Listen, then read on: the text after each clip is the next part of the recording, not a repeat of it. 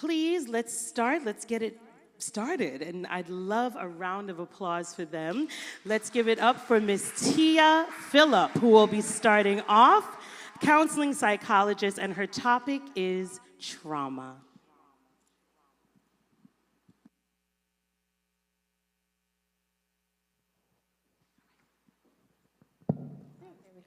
Thank you very much. Good evening, everyone. I'm Tia Phillip, counseling psychologist, and I am the secretary of the Antigua Barbuda Holistic Coalition. And I will just make a small correction. My topic is actually anxiety. But I must begin this evening by thanking Bishop Bradford and the Prayer Jam and Health Jocks team for inviting me and my esteemed colleague here, Dr. Harris, into this space. And in this time where we're called to pray for the healing of the nation, it's not by chance that we are here on World Mental Health Day. I do believe that in any movement of change that requires a holistic approach. And we're talking about the spiritual, the social, the physical, and here today we are highlighting the psychological aspect of things. So later, as we transition into prayer, I ask that you will remember what we discussed here today and that you will lift even these topics in prayer. So let's lay the foundation. When we're talking about mental health, we're talking about a state of well-being. That is to say, we all have mental health. In the same way we all have physical health, and we can be physically well or have physical challenges, in the same way we may be psychologically well, mentally, positively well. However, we may also have psychological challenges. Now, when we're talking about the state of our mental health, it affects how we feel. It affects how we express our emotions. It affects how we interact with each other, how we interact with our environment, how we're able to be productive in life and cope with regular day-to-day stresses, how we're able to contribute to our communities in the way that we are today, and how we're able to support our families and work towards our goals. Now, why did I start like this? I started this way because I want to highlight to us that one, mental health is essential for any goal we want to achieve. And two, no group of people are exempt from the impact of poor mental health or mental health challenges. And that includes our children. So what do the facts tell us? If we consider the burden of conditions, mental health conditions, and the impact on healthy life that is lost due to them, we see that mental health challenges sit at about 32.8%. That's according to PAHO. That is second only to non-communicable diseases like diabetes, hypertension, things like that. And so we see a very strong impact of mental health challenges in our region. We also find that anxiety is the most prevalent mental health condition among young people in the Caribbean. And it's estimated in the English-speaking Caribbean, we're narrowing it down, about 1 in 4 of our children display symptoms of a condition. And these symptoms are associated with behavioral challenges. So when we see a lot of behavioral challenges around us, we must recognize that there may be a mental health component at play. Now, bringing it right home to Antigua, and I don't want to scare us with this information, but a 2021 UNICEF report revealed that about 17% of our youth have contemplated self-harm or suicide, and 12 of them have attempted the same. So why did I share all of this information with us? I share this with us because I want to appeal to each and every person in here and each and every person who is hearing us online to give attention to mental health, especially the mental health of our children. And as we take time to pray for them today, also take time to learn the signs of what to look for and how we can give support. Right? So let's talk about anxiety. It's very normal for our children to feel worried or nervous. I believe that each and every one of us have felt nervous at some point in our lives, and we feel nervous when a close family member or friend becomes sick. We become nervous when we have a big exam coming up, or we're in a sports league, probably basketball, and the finals we made it to the finals, and the big game is around the corner. We become nervous. It's a very common thing. However, for some of our children, it extends beyond that. It extends to the point of affecting their behavior and their thoughts every single day. It interferes with their life at school. It interferes with how they interact with their friends. It interferes with how they're able to operate at home. And some of us as adults, we know when we're anxious. We can say when we're anxious, and we can probably say why we're anxious sometimes. But these abilities are less common in children. And so it's important for us as adults to be able to recognize these signs and give them the support when these signs become apparent. So what are some of these signs that we should look for? One of these signs is excessive worry or fear. Now, as I mentioned, worry is common. However, there's some worry that is clearly excessive. And so if you find that your child is constantly worried about activities like taking a bus, or worried about going to school, or being called upon in class, or maybe even being afraid of being separated from you as a parent, or separated from a significant person in their lives. Or maybe it might be that your child is quite intelligent and they perform very well in school, yet still they're always worried about failing or worried about the next test.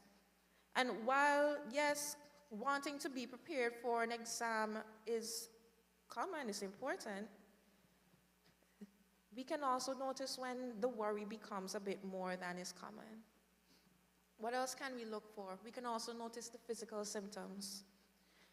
Anxiety in children, it can manifest in many ways, like constant headaches, or their constant stomach aches, or they're dizzy, or they're having trouble sleeping, or you might even find bedwetting extending even into adolescence.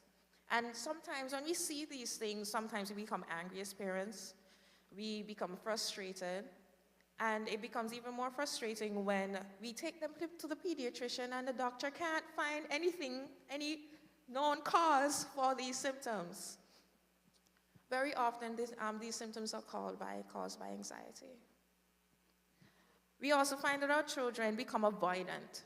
So they try to avoid situations that trigger their anxiety. So you find that they don't want to go to school, or they're avoiding a particular group of persons, or you find that they're usually excited to go to basketball or football or to dance, but they no longer want to go, and they find many excuses to avoid going. Some of them may even engage in behavior that help to support their avoidance, and so I don't want to go to school, so I'm going to cause some trouble so that I can get suspended. We also find that our children may become irritable or restless. And so anxiety can make children feel on edge, and it leads them to be irritable, restless, and they may have difficulty concentrating. So your child may be sitting in class and they're so busy worrying about the many different things that they're worried about that they can't hear or notice anything that the teacher is saying. Or you may be talking to your child and their eyes begin to glaze over, and it's not that they're intentionally ignoring you, but their mind is plagued with all the many things that they're worried about. They may have trouble sitting still or focusing on tasks as well. And then we have the change in their mood, the change in their behavior. And so they may become withdrawn. Your child is usually warm, friendly, bubbly, but then they no longer want to hug you. Or your child is usually fairly relaxed, but now when you come home, they always want to be on you and they don't even want to give you a break to play.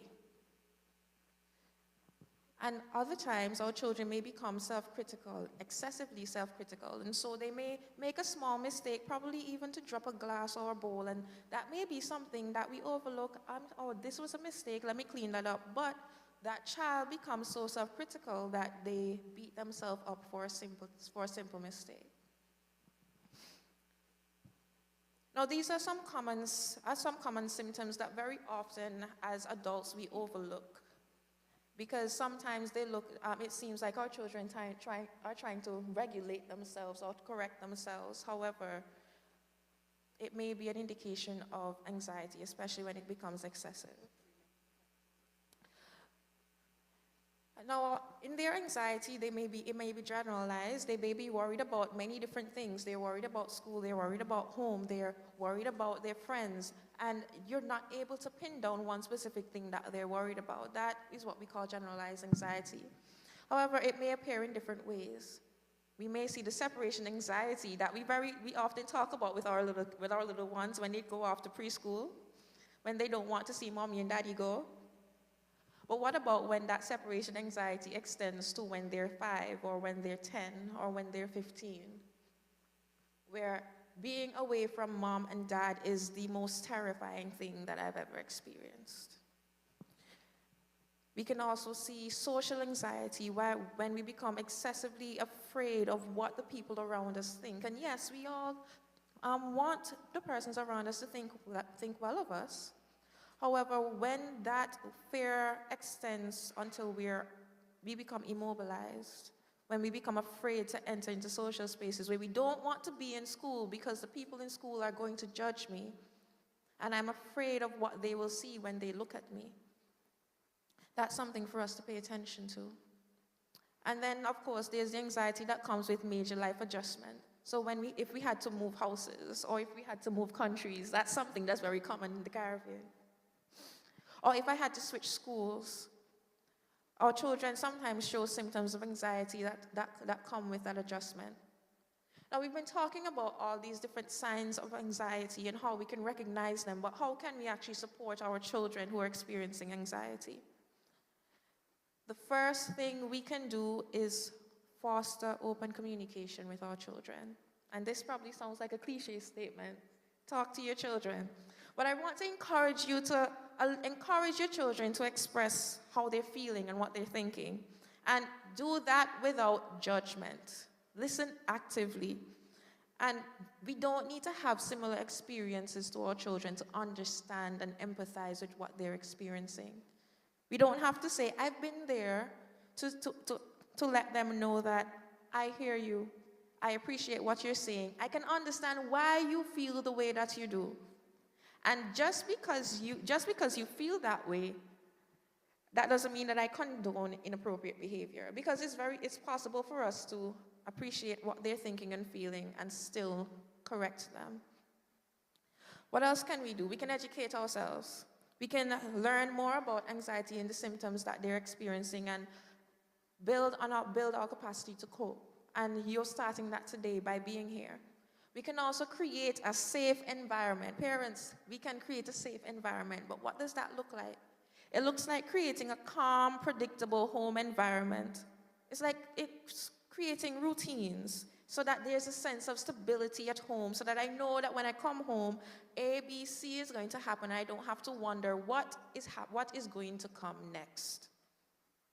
Because when our children are able to predict that home is going to be a safe and quiet space, then it helps them to navigate the stressful times and it provides stability in their lives. We can encourage healthy coping. So while our children may want to lean towards social media and binge scrolling, we can encourage things like deep breathing, physical exercise, basketball, netball, volleyball. We can encourage them to delve into activities that they enjoy, like art, dance, creative expressions. But promote and endorse positive coping strategies in our children. And we can also seek professional help if it's needed. And I want to highlight this for us because therapy has the potential to provide our children with tools and techniques to help them to manage their anxiety. And it may also equip you with tools to help them manage their anxiety. And parents, asking for help is not a mark against your parenting. It doesn't bring into question your skills or abilities to parent your child. In asking for help, you're making use of the resources available to you for the benefit of your child. Now, I just want to make one final statement, and that is regarding self-harm and thoughts of suicide among our children. And it is a scary topic, it is a scary thought, But what can we do to help? One, recognize that when our children are self-harming and sharing thoughts of suicide, that it is an appeal for help.